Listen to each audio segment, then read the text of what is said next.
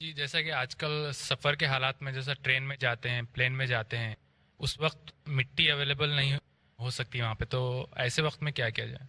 یہ بڑی دلچسپ چیز ہے کہ اگر آپ سفر کر رہے ہوں ٹرین میں اور مٹی اویلیبل نہ ہو.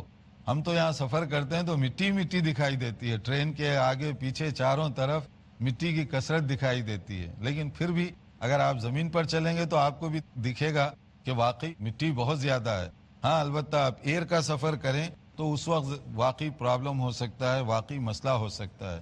تو میں نے جیسے کہا کہ ایسی صورتوں میں دیکھیے دو راستے ہوتے ہیں. ایک تو بطور مومن کے آپ کو چلنے سے پہلے سوچنا چاہیے، جیسے آپ اپنا سامان وغیرہ پیکج سارا تیار کرتے ہیں، اسی طرح سے اگر آپ سفر کرنے سے پہلے تھوڑی سی مٹی بھی ساتھ رکھ لیں. اگر اس طرح کا کوئی خطرہ ہو تو وہ آپ کے لیے زیادہ سیف سائڈ ہوگا. اور آج کل آپ کی دلچسپی کے لیے بعض علاقوں میں خاص طور پہ یورپ وغیرہ کے لیے جو ہے بعض تھیلیاں بھی بنائی گئی ہیں جس کے اندر مٹی رکھ دی جاتی ہے، تاکہ کسی کو اعتراض بھی نہ ہو کہ وہ نیچے گرے گی. اور دوسرا تیمم کا مسئلہ بھی حل کر دیا گیا.